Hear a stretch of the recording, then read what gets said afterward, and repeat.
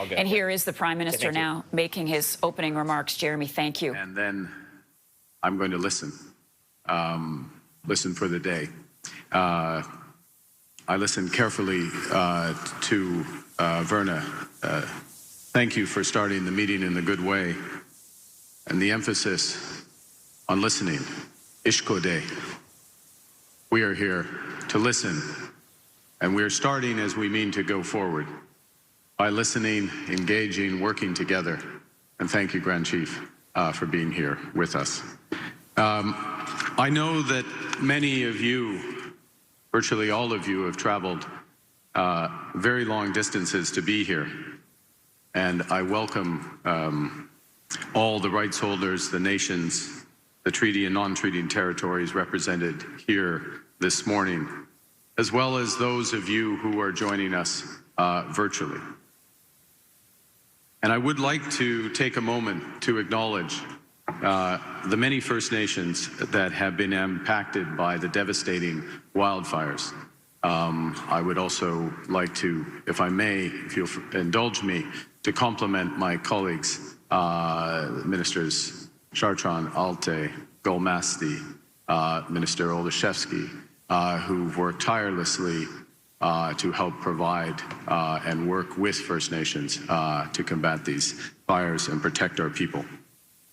There are multiple leaders who could not be here today due to the fires. But my commitment, our commitment, is to make sure that they are engaged and included in the conversations as we move forward. We'll also be launching a regional dialogue and a consultation process that will provide further opportunity for input and feedback. So, today is about the future of our economies, or our economies, and how we weave them together so that they're stronger together. How we can build a new economy together. An economy that moves from reliance to resilience. We have too much reliance on a certain foreign market.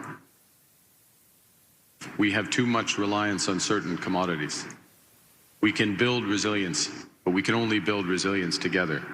We have to move from division to unity and move from operating in silos into partnerships.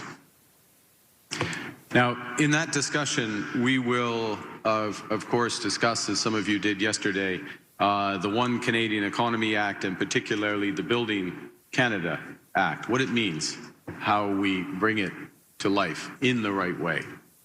And I think that's the first point I really want to emphasize, is that this act is only a way of starting a conversation and starting a process.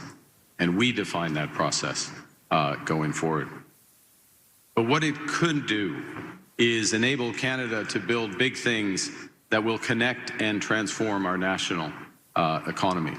Create great careers, not just jobs, but careers for the people that we serve, and provide the resources for health, for education, and social services that our people deserve. It's about giving ourselves more than any foreign government can ever take away. It's about controlling our economic destiny together. With this legislation, the word nation carries more than one meaning. Building Canada projects, national projects in the national interest, will build our national economy through Indigenous equity and full participation, equity participation and resource management. Projects built with Indigenous partners, with Indigenous communities. And the point is, one of the points is that the economic value of these projects will be shared with First Nations as partners who will help build the prosperity of your communities for generations to come. By moving forward together, we can write a new chapter. We together can write a new chapter in the relationship between the Government of Canada and First Nations. And those aren't just words. This isn't an aspiration. This is the law. This is the law as it is written. The plan is embedded in the law itself. In many respects, this is the first federal legislation to put Indigenous economic growth at its core. We now have the opportunity to realize it. So today we're going to discuss how we can do this together, particularly by hearing directly from you about what you want to build, how you want to build to help build our nations. Ishkode. La consultation, la coopération, Consultation, et la cooperation, participation sont au and cœur de cette loi. participation are at the core of this C'est law. comme ça que se bâtit une nation. That is how a C'est nation comme is ça built. que nous avons développé cette loi. That is how we Et develop this vous law. avez ma parole. C'est And comme ça you have my que word. nous irons de l'avant. That is how we will move We have an forward. ambitious agenda today, and our objectives are fourfold. First, we'll discuss how best to work together meaningfully through engagement and consultation. How do we do that? Secondly, we'll review the role of the new Federal Major Projects Office and how it will work with the new Indigenous Advisory Council to get big projects built in the right way. Third, we'll discuss how the federal government can work with First Nations to build opportunities for equitable economic prosperity, partnership, and full participation in major projects. And finally, at the end, I'll help moderate a session on how we can work together on the implementation of this legislation. And during that session, obviously, I'll be very happy to take your questions at that time. I'll also be here throughout the day, and I look forward to having informal discussions with as many of you as possible. The conversations today are about hearing from you as participants in building First Nations communities as we together build our nation. And we fully recognize there's many diverse perspectives, which is exactly why we've assembled this group. And thank you again for coming physically and virtually and in spirit.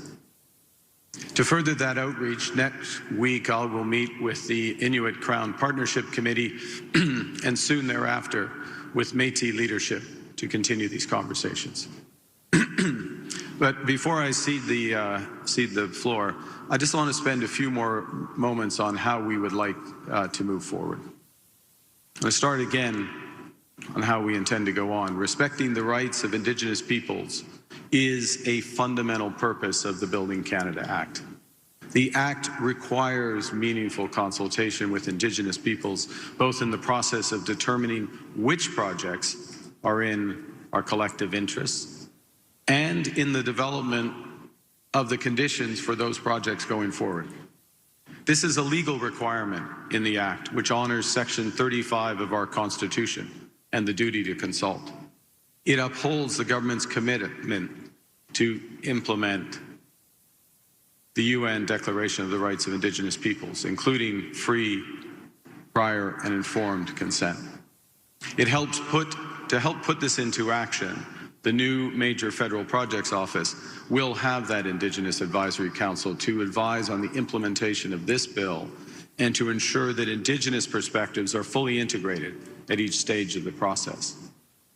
That council will be comprised of First Nations, Inuit, Métis, modern treaty and self-government representatives. We'll talk more about the structure and the operation of that council later today.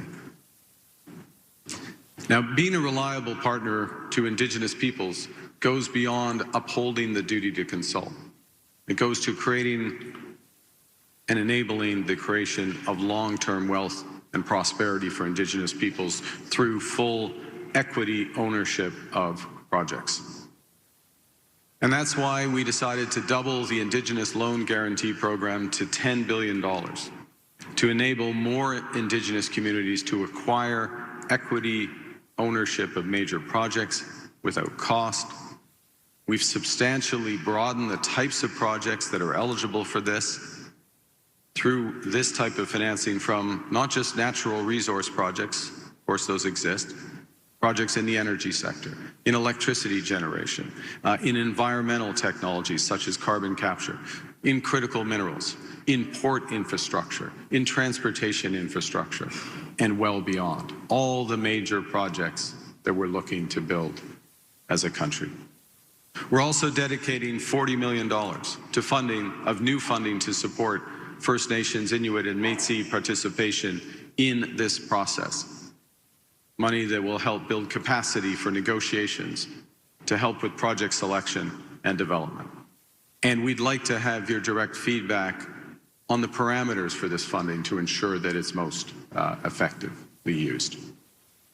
The Building Canada Act defines projects in the national interest as those which meet 5 criteria: strengthening Canada's autonomy, our resilience, our security, providing other economic benefits to Canada, having a high likelihood of being successfully executed, contributing to clean development and our environmental objectives, and advancing the interests of Indigenous peoples.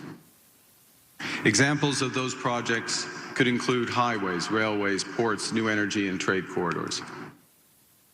Key point, there is no list of those projects yet. There's ideas out there. Projects will be proposed by many stakeholders. The provinces have ideas. There will be ideas from the private sectors, and there will be ideas directly from First Nations. There's multiple ways that we can collaborate on these projects, and I just want to highlight a few recent examples before I close. We look at Cedar LNG, which is a new floating liquefied natural gas processing facility and export terminal in British Columbia. It's a partnership between a private company, Pembina Pipeline, and the Haisla Nation. The Haisla Nation, wanted this project built, and the federal government worked with the Haisla Nation to provide the financing so there was equity ownership. It's a project that's a gold standard for infrastructure projects in Canada, creating over 400 jobs, generating over $275 million in GDP during the construction and an additional $85 million year in and year out annually thereafter. Much of that will go directly to the community. It'll be powered by clean energy and produce ultra-low carbon liquefied natural gas. It'll diversify our trading relationships into Asia, strengthen our economy here at home. So it's the type of projects that's transformative that has the partnership, and it's an example on which we can build. It'll help change the lives of the workers, not just the workers on the project, but the community members for generations because of that flow of future income that goes directly to the community.